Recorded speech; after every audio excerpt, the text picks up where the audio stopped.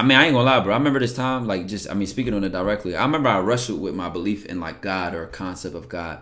Right? I was always, since a kid, I had been exposed to so many different religions. Like, I had Muslim uncles, Muslim father, Christian grandmother, Christian other fellow relatives. So even at a young age, I always was like, are y'all both saying two different things? You know, and I just was curious. Like, I ain't gonna lie, but one thing about me, to this day, it's always, even since a kid, bro, my curiosity always has been my strongest characteristic of me as a person. I don't care how scary something is, how worried I am. If I'm curious about it, I'm going to dive off that cliff to find out. I just am. Like, no matter what it is, bro. I just, since a kid, bro. Just started me getting into conspiracy theories at such a young age. I was into all that shit, bro.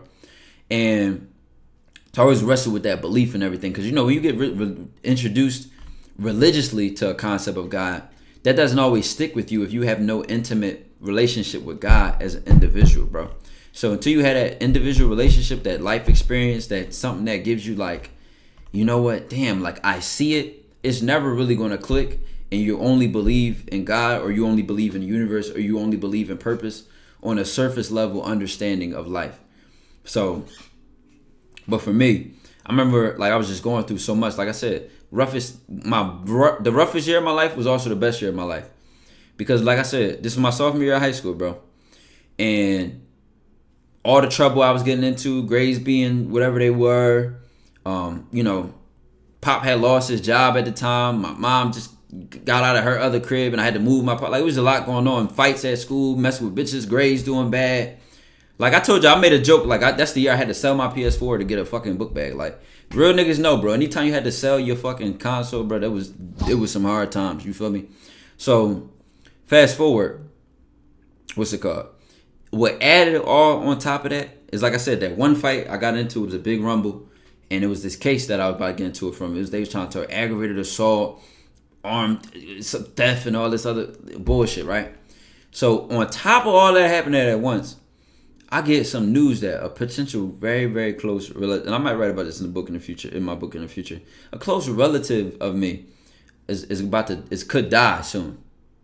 And for me, that was like the straw that broke the camel's back. All my like toughness, all my endurance was broken in that moment, like literally.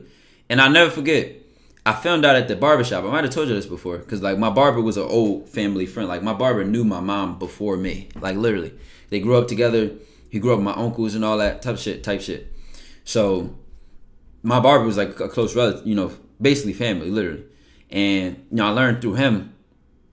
And that's when, like, literally, I almost even think about it now and, like, get, like, emotional, bro. Like, real shit. And I learned through him. And I'll never forget, it took me, like, an hour to get home, bro, just because of where that barbershop was at. And I was taking the bus and the train at that time. Bro, I was holding back tears the whole ride, bro. Like, I not a single tear dropped from my eyes, bro. But I was just, like, I was fucked up on the inside, bro. Like, fucked up, bro. And maybe from the outside, if somebody looked at me, you could tell I was like going through it. But like I never let a tear drop, bro. I just put this mask on. It just was like a solid, straight face. Like I just ate that shit up. So literally, one thing I learned from that is you never know what somebody is going through right next to you. Because I was on a bus full of people, train full of people, and I'm on the verge of like breaking down, surrounded by people. But literally, like surrounded by people. Just like literally sitting there on the back of the bus, headphones on, just like probably like I in my head, I just probably look like this, like I put like literally, and it really taught me something about how you treat people and how you come across people. This has nothing to do with God, but fast forward when I finally got home, nobody was home, so I just literally went home to an empty crib, coincidentally, even though I don't believe in coincidences. And that's when, like, I literally just broke down, fell to my knees crying, and I just prayed, bro. I just prayed.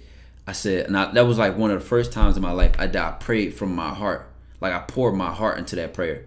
I was crying and everything, but like, it was like, I'm like, yo, all this shit going on. I'm telling you, like, I was dealing with it. I was dealing with a case. It was financial issues going on. Grades in school. Mind you, I had got lucky because I came from a ghetto-ass middle school. I grew up in the trenches, bro.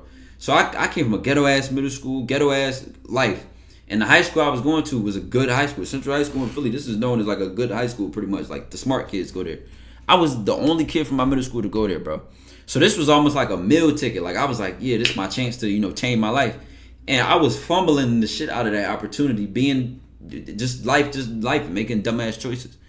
So it was like shit was about to hit the fan for me, bro. Like literally, my whole life could have been different. Like I could have caught that case, went upstate or something, and like it'd be so different. It just could be so different, bro.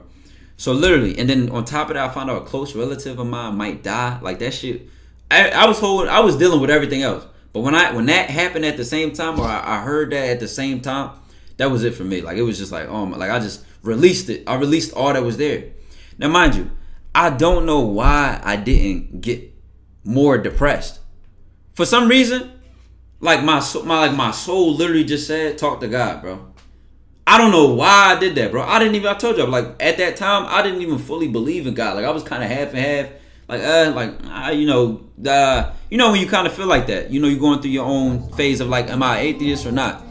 You child word, I appreciate the 19 months.